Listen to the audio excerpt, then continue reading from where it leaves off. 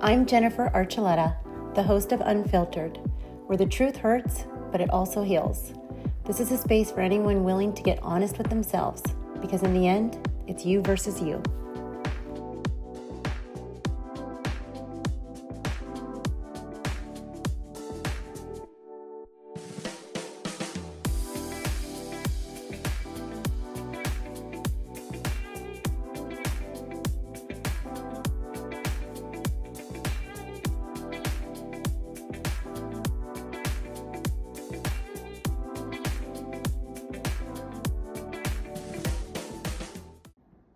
This episode of Unfiltered with Jen Archuleta, I'm joined by Nick Lowery, former NFL kicker for the Kansas City Chiefs. Nick is an author, humanitarian, and someone who's dedicated his life to service long after football. Well, thanks for taking the time for little old me and doing my podcast today, Unfiltered with Jen Archuleta. We were just talking about how I got back from a trip. It was a cheer trip. It was very exhausting and long days and lots of crazy parents. What made them crazy? I think that everybody nowadays, they feel like their kid is the one, which maybe they are. And I think a lot of the parents push the kids more than the kids want what they're doing. It's like, I call it the El Bundy effect. And a lot of us people know what that is. It's basically somebody who didn't make it in life. And now they're just trying to live through their kid, or maybe they weren't a football player. And now they're kids in high school and they're just like, or you talk about the good old days when the good old days was probably middle school flag football. It's like they're pros now too. I have a friend, Sarah, up in Minnesota, and both her daughters actually are ridiculously good. And so it just occurred to me the other side of it, which is they're pushing them not because they're not talented. Some of them are really good, really talented. The problem is that they may not have the same commitment. They may not embrace it as much. They may not like it as much, enjoy it as much. And I told you I wanted to make a comment, which is I am so grateful for the father I had, who is a good athlete, but he never talked about it. He was very humble. He had to be kind of secretive because he was very senior CIA, so he didn't talk a whole lot about that. But I really feel the way to summarize what my dad did, and I did a show, by the way. I'm really happy to be on here because I did a show for 3 years, 800 shows on sports, and every Friday was youth sports. But I'll never forget, I was a very good pitcher in college, with league champion, MVP, all that good stuff. And you're a woman that knows what an ERA is. I had an 0.38 earned run average, and I'm pitching a one-hitter under the shadow of the National Cathedral in Washington, D.C. Beautiful playing field, great environment, not a big crowd. And pitching a one-hitter in the fifth inning. And for a second, I look over at the small stands, and there's my dad. I didn't even know he was there. He just was there. Wasn't yelling. He may occasionally have gone, "Go," but not really. I never heard him. Never heard him a single time. He was just there. And, you could almost write a book called The Power of Being There. Just being there. And so when I was rejected, Jen, by 8 teams, 11 times, I had to figure out within myself what I had, and it definitely was open to good mentors as well. I bet you did. Did you have mentors as you were finding your way through? I think I had a few, but I think I got myself into a lot of stuff and I got myself out. And I think I learned a lot about myself. And I think we all know that nobody's going to come and save us. And I started to realize that. And then I just started to push through everything myself. And I think it hurts people around me nowadays because I don't ask for help. Oh, I wow. don't want help, but sometimes, it might be good to just say, hey, I need help, or what do you think about this? But I'm so used to doing everything on my own. Yeah. I'd say that's the 90% plus rule. But there always is that time when all of us need somebody to talk to, somebody to get a perspective on. I mean, I think about my mom, at 87. She died at 87, but her mind was there. She had dementia, but she had very crystal clear values, very crystal clear memory of anything more than 4 or 5 years ago. Right. And I still wanted her opinion. I still wanted what she had to say, her perspective, etc. And I think that's really healthy, to not be isolated.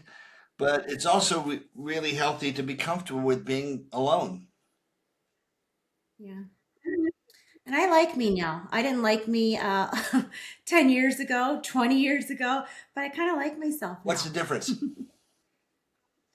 The difference is I just spent time alone and I was still with myself. And I realized that I have all the answers and God guides me. I don't rely on psychiatrists and, maybe I should rely on, like you said, I shouldn't isolate myself so much. But I figure if I just sit long enough and I think about something and sort of meditate on it and pray on it, that I'll find the answers that are right for Yeah. me. Well, Yeah. And I like me now. I didn't like me 10 years ago, 20 years ago, but I kind of like myself what's the now. difference? The difference is I just spent time alone and I was still with myself. And I realized that I have all the answers and God guides me. I don't rely on psychiatrists and, maybe I should rely on, like you said, I shouldn't isolate myself so much. But I figure if I just sit long enough and I think about something and sort of meditate on it and pray on it, that I'll find the answers that are right for Yeah. me. Well, Yeah. And I like me now. I didn't like me 10 years ago, 20 years ago, but I kind of like myself what's the now. difference? The difference is I just spent time alone and I was still with myself. And I realized that I have all the answers and God guides me. I don't rely on psychiatrists and, maybe I should rely on, like you said, I shouldn't isolate myself so much. But I figure if I just sit long enough and I think about something and sort of meditate on it and pray on it, that I'll find the answers that are right for Yeah. me. Well, and then the other side of it is, that maybe we don't have the answers for others too. It's so easy. I'm speaking for myself. It's so easy to look at others and go, well, I'm at this, and better at this, um, and that often gets you in trouble too. But I guess, the people I think of right now, my friend Tim Story, who is loved by many, many people. He's both a therapist and a minister, and he spent 20 plus years with people like Jack Lemmon and Walter Matthau and Charlton Heston, and then the more broad, younger group of Hollywood actors. All those egos, a lot of spiritual confusion, and did that for a long time, and yet people remained open to him. That, to me, that's really interesting. When you know that your value system is not aligned, but people are searching for essentially self love, loving who they are, like you're saying right now, loving who you are right now because you've done the hard work. Um, and I don't think that ever stops. I mean, I don't think there's a piece where you got to figure it out at 50, you got to figure it out at 80. It's always that process of really healthy internal conversation with yourself and your creator. Even the idea of being open, literally, spiritually, physically, to look at yourself and say, hey, where is there the sickness? Where is the cancer? Where is, you know, the ill health? And that just idea is great because it's self-explanatory in one word. My book that I should be called The Art of Procrastination because I'm really good at it, like really good. Like today, I just got a ticket out to the Open, and I'm doing an interview with a former teammate, Mike Bell, who's the number one pick for the Chiefs the year before I came to the Chiefs. So I am getting some work done, some other things over here, but then I'm just like, nah, I'm going to go out to the Open. But the book is about my story and that internal conversation we should always have with ourselves and our creator. Um, so we're comfortable. Aging is not for sissies, as we've probably each of us have said. It just changes things.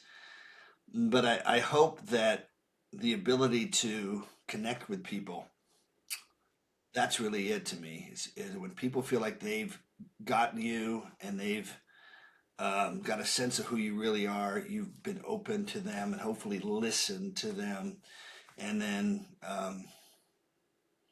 being kind and loving and maybe goofy here and there, uh, making that connection as a human being. I believe that. And I believe so many times people don't do that. And we're missing out on so many things with our heads down in our phones. And sometimes you miss chance meetings. I always tell my son, look up, look up. I would have never met your dad if I had my phone buried Yeah, or my yeah. head buried in my phone. It's so important to just be present, and I think that's a big thing too. So we talk a lot about kindness and who you are today. So when people think about Nick Lowery, they think about the football player. Who are you today? Was it football that made you, or how were you growing up? How was your family? Were you always a football player? You talked a little bit about I had baseball. the So weirdest, most amazing, unique, um, lucky, privileged in many ways. Not so much financially, but my mother was in the first full class of women at Oxford. She'd grown up in Egypt.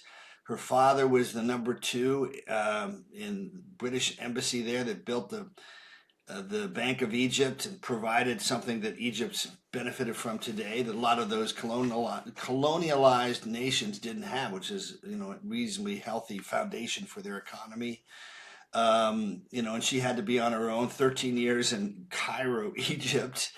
And my dad was from a family of cowboys in Colorado who one of them had an eighth grade education, and he fell in love with this woman teaching in a one-room schoolhouse whose father, William Poland, had built Memorial Hall at Harvard, and then moved out to this 500-acre ranch in Fort Collins, Colorado. Very salt of the earth values, very middle class.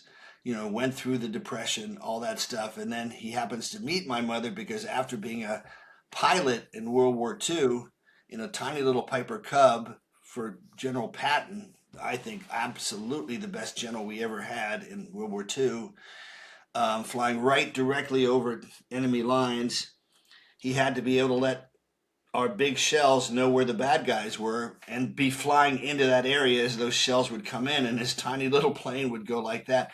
And from there, he realized how important intelligence was in terms of the gathering of the most important information. And we would not have won World War II. We just wouldn't if we had not had incredible intelligence. All sorts of stories and books and movies about that. And so my mother's helping run the first Fulbright Scholars Program, which was created to be a sharing of the 100 best and brightest young scholars from England going to America and the 100 best young scholars going to England. And my mother was running that program with a guy named Alan Pfeiffer in London. And just a very different background. I mean, these were people that absolutely were branded in, we've got to make this world worth what we all sacrificed, whatever it was, 60 million deaths in World War II, whatever. And then my dad studied with a guy named Alan Pfeiffer. So it's a little different. Excuse me, not Alan Pfeiffer, Arnold Toynbee, his second year. Arnold Toynbee, literally, Jen, was the foremost historian of the 20th century, period. Period. He became godfather to my older twin brothers, and he had a study of history. How'd you like to write a study for 30 years, from 1932 to 1962, on 14 volumes on the 21 great civilizations? And he had this theory called, and this gets back actually to our original conversation, he had a theory of history and how you look at cultures and civilizations called challenge and response. In other words, if you were on a Hawaiian island and never had bad weather, never had enemies, which is not necessarily the true with the Hawaiian Islands, you wouldn't be evaluated the same if you had to constantly have attack challenges to your cultural values, like what we're going through right now, frankly. And the idea of being a civilization is that can look at its deepest values, like we have to do as we dig deeper, as your kids look deeper as they're trying to be motivated when they're scared, or all those moments of truth. A civilization is not as um, brilliant and special if it doesn't have the ability to adjust, to respond to great, challenges. Of course, disease being a big one back in the day. So anyway, so there's that guy helping us grow up with this idea of history. My dad being a big historian and being an expert on Eastern Europe and Russia, and that he became, Jen, chief of station. I only found out when he died. I knew he was CIA. I did not, senior CIA. I didn't know that he was chief of station. So do you ever watch James Bond? Many years ago. I haven't seen any of the new Well, ones because I the don't new feel like ones they're any good. with Daniel Craig are pretty good. The guy he reports to is the actor Ralph Fiennes, who's an incredible actor, and he plays M. And M is the boss. He always has to report to the boss. My Hmm. dad was the American M in London. And yet he never told us Wow, that's about it. I mean, just the incredible. level, when people talk about themselves based on not their words, but just how they carry themselves, just what they don't tell you, right? And yet I felt like I had a great Hmm. dad. Like I said, he didn't say a whole lot when he was watching me playing baseball, but he was always there. And then after the game, he'd, be encouraging, but it wasn't like he was pushing me and that I had to somehow only respond if he told me to do something. So very different background, very lucky. And growing up with a Supreme, I mean, check this out. See, we haven't talked about, I don't think, any of this. My next door neighbor, this is how ridiculous my life's been. Ridiculous, okay? And when I say ridiculous, I mean ridiculous.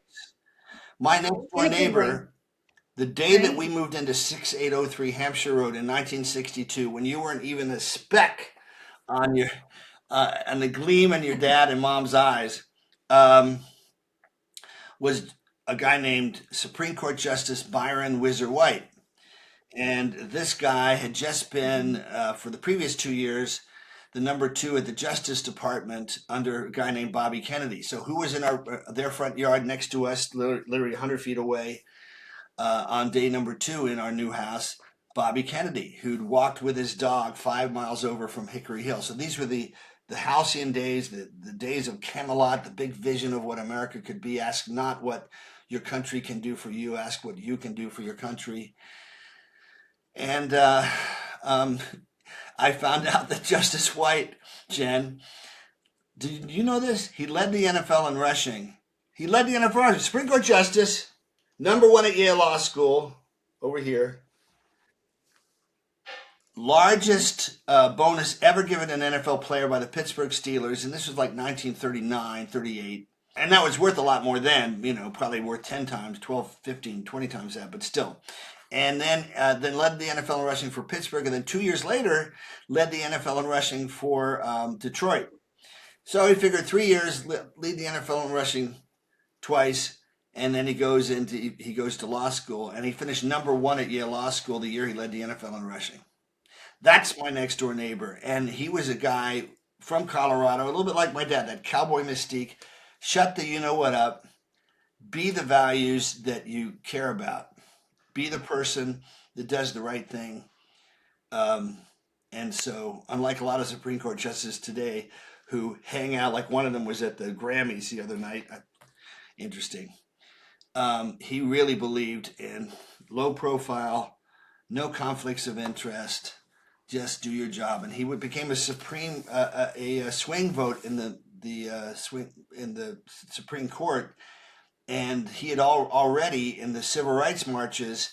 He was the head of the U.S. Marshals, Justice Byron White, before he became a justice, and he commandeered the buses in Selma, Alabama, that protected the marchers that were going into Selma, Alabama, that were about to get the you know what kicked out of them. So just really interesting echoes of the great heroes, and unfortunately with those three key assassinations in the 60s, a lamp, a torch of ambition and the best, highest values And that's what I grew up with. I consider that being truly being spoiled. To have those real people know they were real. The Neil Bush, W's brother, was on the basketball team with me. Marvin Bush was in my class. He was kicked out for smoking pot. Um, Al Gore was 10 years behind me as football captain. Ted Kennedy's son, who just lost his leg to cancer, was about 5 years behind me. But anyway, when it's one thing to study history, which has become ridiculously unimportant, when it's always, especially now, important. But when those historical figures are connected, you start thinking maybe this was real. Maybe I should pay attention a little bit. Do you think football shaped you? Absolutely. I think those are building blocks, Jen. Yeah, I mean, I'm sure another Archuleta would say, all of us unavoidably have tough times when we miss a field goal, when we miss a tackle, when we lose a game, and it's how we come back. How do we keep working to get better? And I was part of an era that I'm actually writing an article about the ridiculous disparity with NFL salaries now. Back in 1987, the average salary was 230,000, which no one's complaining in that sense. But the current salaries average 5.7 million. That's 25-fold more, and yet the pension for all these guys, I've got 5 joint replacements. What about the guys that really took a beating, including your husband? When head-to-head shots, body shots, guys like literally car crashes all the time. Separate from CTE, all the banging into your body, and yet the pension's been outpaced tenfold, and it's just ridiculous. I mean, if they simply made it so that the pension was 25% the growth of salaries, you'd have double salaries. They'd be more close to baseball and basketball and hockey, but they're way behind, and it's greedy. It's not good. Um, because you really sacrifice a lot. And do you feel that way? Do you, do you feel that way about college too? I mean, I can't believe these guys used to play with heart. That's what was so fun about college. There wasn't a paycheck, and I always thought it was fun to watch because they were trying to make it to the next level, and then they loved the game. Yeah. Well, that expression, Pandora's box, now that it's open, frankly, because the NCAA was so ridiculously greedy to not allow for just a modicum of the expenses and the living in college while the players were bringing in so much money. So now that it's there, it's not going back. Hopefully they can fine tune it. I gave a leadership speech to Newman School and to Arch Manning when he was a freshman. I did 2 speeches to them when he was there. Arch is now going to be the odds-on favorite for the Heisman Trophy next year at Texas, and really came of age this year. But as a freshman, I talked to his team, showed him my little Chiefs Hall of Fame ring, and the whole team, it was raining. He threw for 6 touchdown passes, ran for a 7th in the rain as a freshman. And then I did a leadership program with him and all the varsity sport captains and the coaches right after COVID, because they really hadn't, they kind of, I think, gotten lost in that huge separation with COVID, which, by the way, challenge and response. That challenge of COVID exposed how people respond differently to extreme forms of pressure.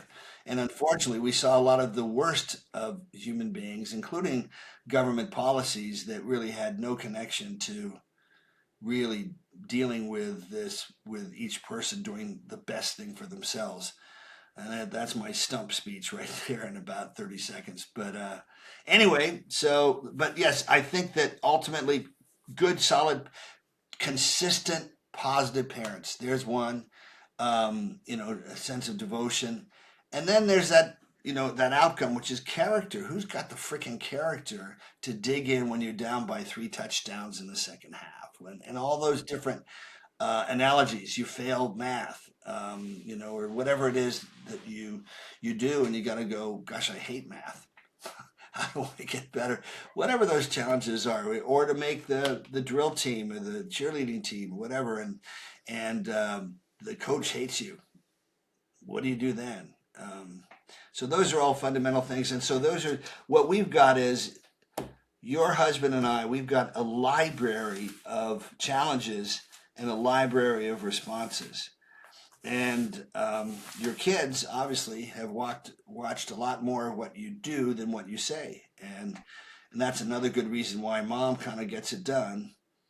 And they see that there's a authenticity and congruence between all these things. Don't do this and do this, and how you carry yourselves. And that's how we do in life. So that's what sports does better than anything. Tell me something that does a better job. Frankly, absolutely not. I'm so opinionated today.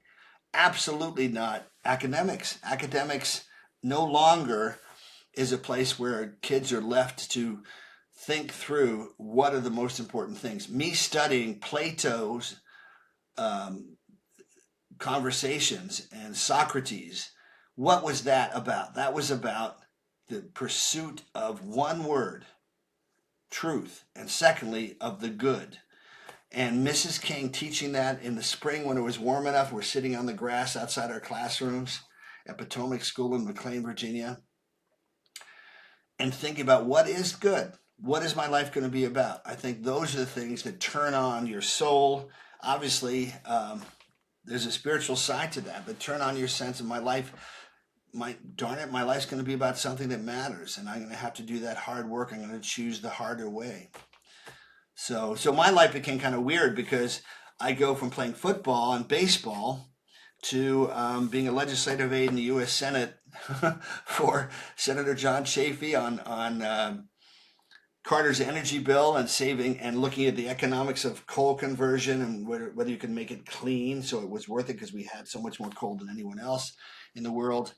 And then working for him again, getting cut.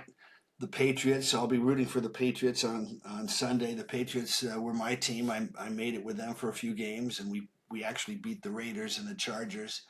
But I wasn't ready for primetime yet. And so then I went back to working in Washington, and I did that in about half my off seasons. So as a kicker, you are alone and there's a lot of pressure. What does that feel like when it's all on you?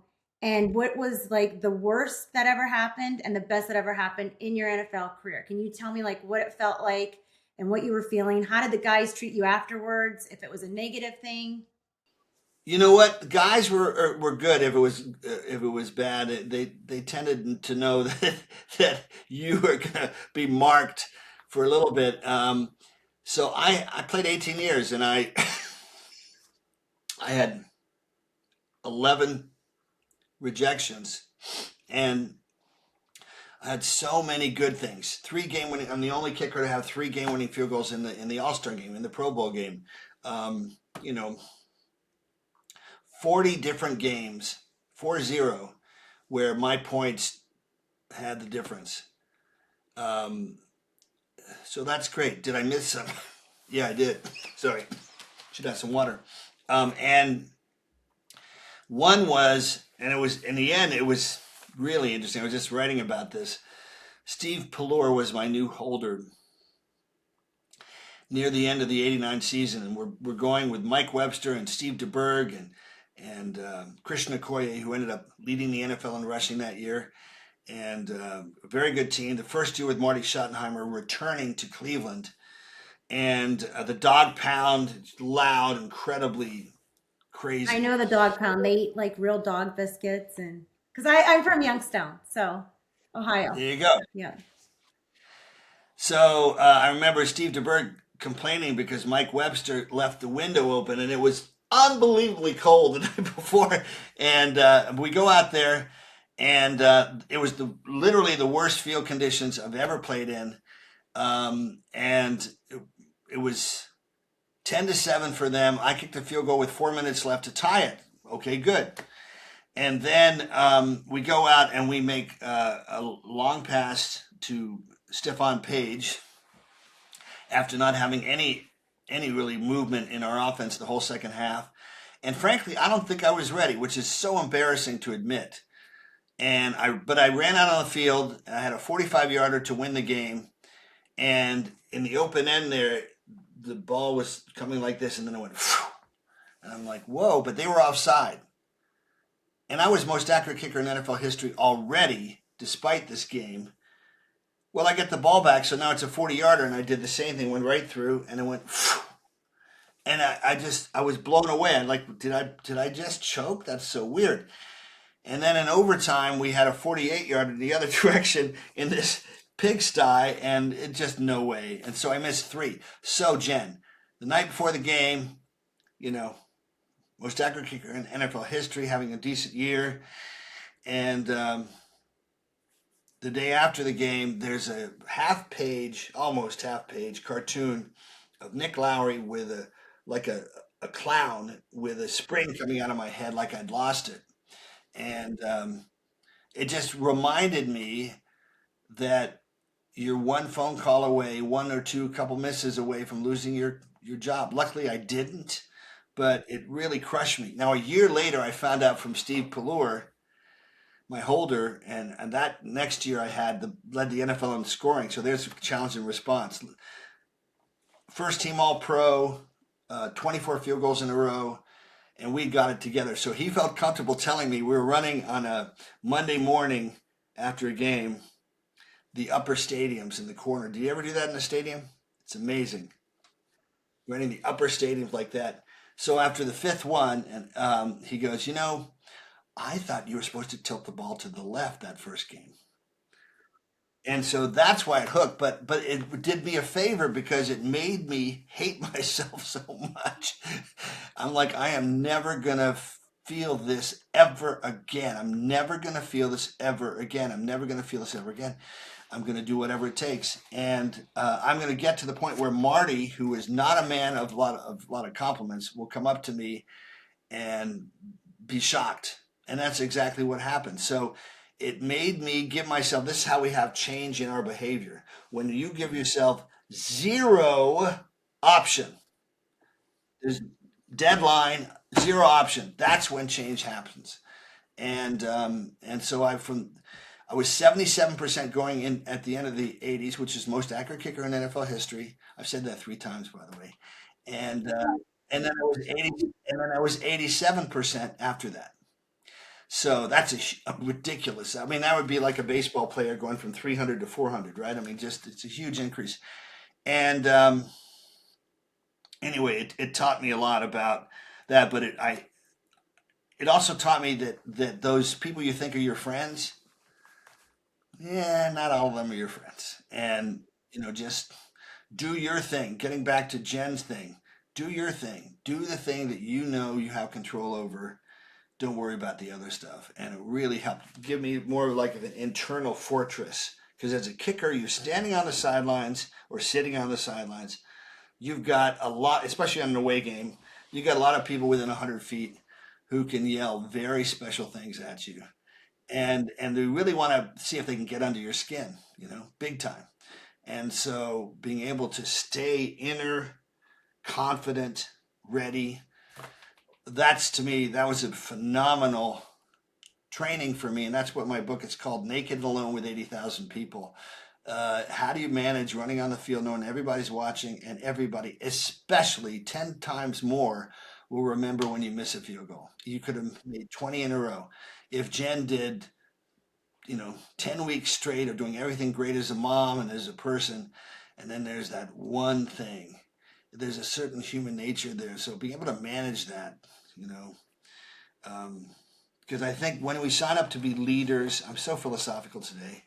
When we sign up to be leaders, we sign up for unfair BS criticism. It's just going to happen. Some of it's deserved, absolutely. But when you really say, I want to do something special in this world, I want to be the best mom ever, best person I can be.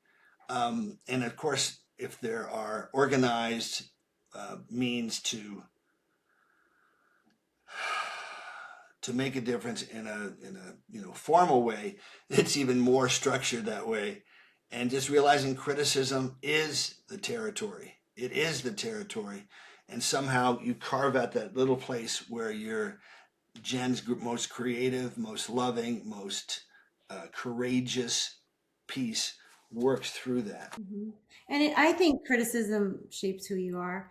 I like when things go wrong. I always like to try to figure it out. I'm not one to just stand there. I'm like, okay, how can we be proactive instead of just stand here and feel sorry for ourselves? So I think like everything you're saying, like, so when they wrote that article about you, were you like, all right, maybe I'm not cut out for this? Or did it make you wanna just like, No, that was 10 years into it.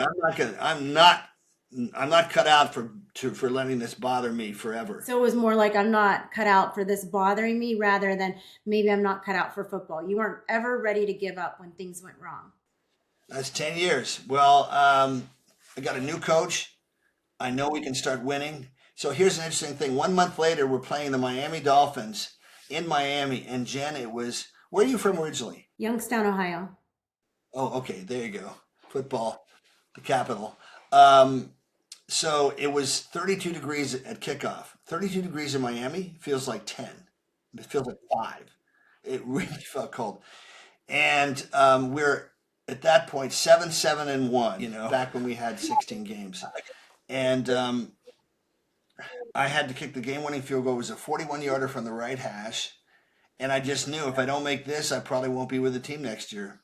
That's a lot of pressure, and I just hung in there, did the one thing I knew I could do: keep my head down and attack the ball, and I made it. And that positioned me. Then that was sort of like a recovery thing. And then that positioned me to be able to compete and really show them something special. And we, as a Chiefs team that have been mediocre in the 80s, in the 90s, we were in the playoffs almost every year. And I was all pro and, all these things. What was interesting was because the team wasn't doing well, even though I'd kicked better than anybody in the league, I didn't make several Pro Bowl teams I probably should have made. But when we started winning as a team, then I got the recognition too. And it was so satisfying to have a packed Arrowhead Stadium, a sea of red, and know that the kicks mattered. You got to run out there and just get her done. And, I just, as a safety, it's not the same, but as a safety, if you get beat as a safety, a lot of people are going to see you, and I'm sure Adam will say, You had a lot of newspaper articles. I remember watching, the clips at the end of the night. And I'm like, why is it always about you? There's a whole team out there when you did something wrong. and that's when you pull up for each other too. You're like, hey, you did your part. I blew it too. That's where behind the scenes guys are real teammates. Accountability. And you see Yeah, that a lot in sports, but I don't see that everywhere nowadays. Nobody wants to take accountability no, for at all. anything. So let me ask you this. When you left the NFL, did you miss the structure or did you miss the identity? Like, oh, here's Nick Lowery, like, was there anything what did you miss when you left the NFL? Like, did you feel like something was missing or were you just ready to go? Well, I didn't know it was the end. So, so I was playing with an injury that I was misdiagnosed by the New York Jets. So that wasn't fun. But I kept working for a while. I wanted it to be my choice. But I will say, when I finally did, I almost played for the Rams in the 2000 Super Bowl. And I outkicked 3 little punk 25-year-olds. They'd flown me in. I hadn't even kicked in 2 years, and I still outkicked all of them. You would have played with Adam. Yeah. And there you go. And I was called by Charlie Army. Do you remember that name? Charlie Army was the general manager of the Rams. Then Dick Vermeil, who's still a great friend, was there. I flew into Atlanta for the Super Bowl, and I was at baggage claim next to Kurt Warner. Kurt Warner's wife was standing next to me, and I got a call from Charlie Army saying, "Hey, we're going to sign you tomorrow for the Super Bowl." Now think about that. I hadn't kicked in an NFL game in 4 years. Had not kicked a ball except for that tryout in 2 years, and then suddenly I finally get a But it chance to was a be in the good Super transition Bowl. because you were And busy in the end, and they then you had changed their something mind a else to day look later, forward to. but 'Cause a lot of guys get really that was lost. powerful 'Cause I stuff. know that's really And hard so on then some guys, but after the game, and two I things I happened. wrote One, I poetry went to see too. Derek Mine Thomas. actually I want our who Reader's had been Digest award. paralyzed in an accident. Here's a This guy, was in one of the elementary greatest players of school. all time, and he'd been Now a we're, friend. He we're was down in bragging like Miami. old We went to Al see him. Bundy's about our poetry. And he was ready to start rehab, and he died a week So later. faith has So always been that a was constant thread in your powerful, life. very When did it powerful. That's stop, how quickly kind of it being taken about from you and us. other people? And then I got invited. I write poetry, and so I was invited to read my poetry at Harvard immediately from there. So I flew up to Boston, and I met somebody with a Native American program, since I've been doing work with Native Americans, and he said, you should apply to the Harvard Kennedy School. So I did. I wrote 6 long essays, and I had to take these tests, and I got in, and it was a nice way to make a transition. And I did some college football for ESPN and ABC for 3 years. But anyway, I didn't know it was the end. And in the end, we've got to realize it's not our script. I mean, we have to work hard to write our part of it, but somebody else a lot bigger is in control.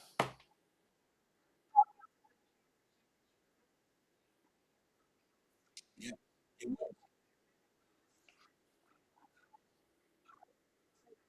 absolutely.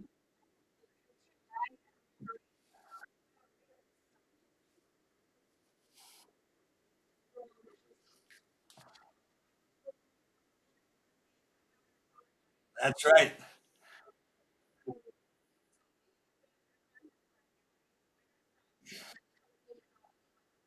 Well, I think when you're attracted to people that make you comfortable talking about your faith, talking about God, talking in a way that it really feels genuine.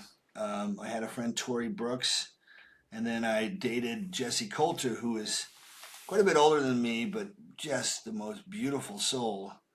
And I just broken up with my fiance.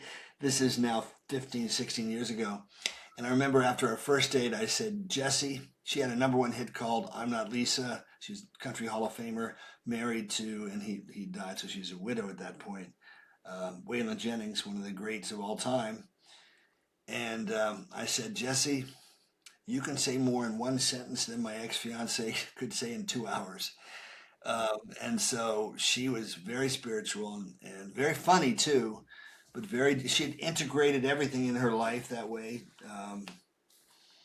She had a psalm, famous song, though I walk through the valley of the shadow of death, I will fear no. And that's on her, on her wall. I mean, just everything in her life, but it wasn't just for show. It's just who she was. So that really helped. And then a couple other people just, and then it started with my mentor, Dick Johnson, who had almost died. Can I tell you a quick story? Of course. That's why we're here. This is storytelling time. Well, okay, so mentors that come into your life. I'd never been coached in kicking before, and he'd wanted to coach me, even though he'd never been a kicker. And first of all, I'm walking over, and he goes, "Did you thank her?" And I went, "Thank her." He said, "Your mom for giving you a ride over." And I'm like, "Isn't that so classic, right?" She had driven the station wagon down, dropped me off. It was 15, 20-minute drive from McLean, Virginia, and that sort of broke up the pattern. And then he helped me think about learning how to use my mind. But the first story he told me was, I almost died 6 weeks ago. I was on my deathbed. He was about 70 years old. And he said, when it was right there and I knew it was time for me to go, this kid appeared to me I hadn't thought of in 55 years. And he had been in school with me when he was getting bullied. I just remember seeing him being taken advantage of, and I'd step up for him. It was just a natural thing. And so there's this kid, as he was then, appearing in front of me saying, Dick, his name was Dick Johnson, Dick, you were there for me. It's time for me to be there for you. You're going to be okay. And everything that Dick Johnson imparted, and we got a lot of it, he was very consistent. And he did it for other school teams as well, but just incredible. But just, you always felt like God was in the room right now.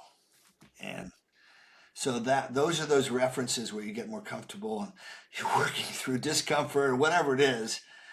And my parents didn't talk about faith. We went to communion. We went to St. Albans School. I was an acolyte, but the idea of talking about it was not something I was comfortable with. I just like anything. Speaking of habits, you build a new habit, and when you feel like it's filling a part that wasn't filled before, or that enjoys being filled, and really coming back from just being authentic, being an authentic human being. I think That's that's really where it all starts, is being true to yourself and being authentic to other people, and people can appreciate people that tell the truth whether they like it or not. I mean, at least I think so. I probably tell people things they don't want to hear all the time, but I believe in just being honest with yourself. And if I can't be honest with you, then I'm going to bed at night not being honest with me, and I'm hurting over it. yeah. But so let me ask you this. So kids nowadays that you see in the NFL, who do you have a favorite player? Does somebody stand out that has like that you would look at that's like talented, but they just got something special? I've been kind of spoiled for the last 10 years, or 7.5 years. Patrick Mahomes. I Yeah. mean, he actually was giving me a humanitarian award at the Super Bowl, ironically, also in Atlanta, back in 2019. And we're backstage. It's the Lee Steinberg party, which I'm going to on Saturday afternoon in San Francisco. And I looked at him. He's young and vibrant. We really were so close to beating the Patriots in the AFC Championship game, one of like 7 straight we played in. It was ridiculous. And I said to him, "Let's win a Super Bowl." Mm-hmm. And he goes, "Let's win a bunch." Oh, And that's what he's done. And be interesting to see this year with Eric Bieniemy back. If you follow, our former offensive coordinators back, and I think that'll make a big difference. But it's hard. It's hard in the NFL with parity and draft picks and free agency. It's hard to be consistent, and you lose coaches when you go to the Super Bowl, and being able to still keep winning. But I think we'll be back quite a bit next year. what do you think the difference is when you played and now? And like, do you think it's harder? Are there some parts that are easier for these kids coming up now? Well, it's a hell of a lot easier because with NILs, they're getting paid millions of dollars, and some aren't. But it's definitely better for a lot of guys. And I'm not sure if it's better for them in terms of really being teammates, because the portal gives them an opportunity to leave if the second they don't like a coach, which I think at least should be limited to one, not two. Leave whenever you want. At this stage in your life, how do you define purpose? Purpose is that over time, with experience and with wisdom, we notice what are our unique God-given abilities, and then we align those abilities with a purpose that helps serve other people, so they in turn can find a purpose bigger than themselves that serves a wonderful cause. But the outcome is about gaining spiritual depth and gratitude, and a sense of connection for why we're here. And your book coming out, what do you want people to get from it? Like if you could give one thing to somebody, what do you want them to take from that book? I would love each of them to feel closer to feeling powerful and wise and humble enough to integrate into their lives something that they'll stick with for the rest of their lives, something that will inspire them as it inspires others, something that requires some level of risk, and then something that helps young people discover their power to make a difference in the world, and that it's not based on a trophy. It's based on a spiritual sense of gratitude, that you're here and you've got something special to share every single day. And enjoy the journey, because once you get the award, you're just looking for another one, right? Yeah, enjoy it every day. Enjoy the journey, because God's going to bring new things in your life, including adversity. And You're riding on your own magic carpet, baby. Yeah. um, and then this one was important to me. What has working with the homeless taught you about humanity that most people miss? Like, what do most people miss that you see? Oh, well, first of all, just far less homelessness. Champions for the Homeless has taught me that far less of the people that are homeless have permanent mental health and addictive issues, and that if we shower them as we do at Champions for the Homeless with consistent love from 20, 30, 50, 100, 200 people, and music and clothing, but most of all, just that sense of looking you in the eye as you're just as important as me. And so the real lesson from that I learned from St. Vincent de Paul is there's no difference between the giver and the receiver. Because you're getting something too. That's it. If you get that, then you'll be coming at it always for the right reasons. My fun round. One habit you refuse to skip no matter how busy life gets.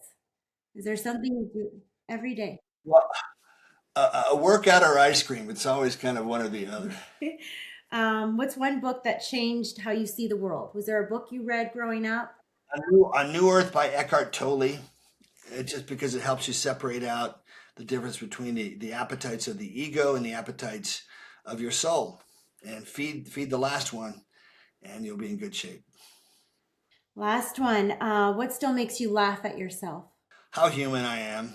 Um, just I love being a goofball, and then I can goof up anyway. I mean, that's the thing. To have been as precise and to have hit 562 of 568 extra points with 11 guys averaging 275 pounds and, 36-inch arms and 30, 40-inch vertical leaps and just whatever it is, that precision that you had to do, that equates to hopefully being able to be, to learn and to commit to be really good at something. And that really good isn't just for bucks. It is for being happy to be on this earth because you're doing something special for your life that always helps other people.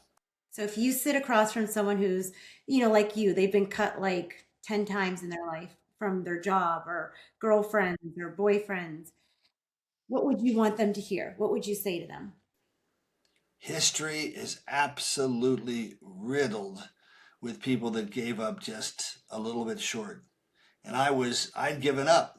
I was a legislative aide, permanent staff for the Senate Commerce Committee working on aviation safety and aviation deregulation for Senator Bob Packwood of Oregon.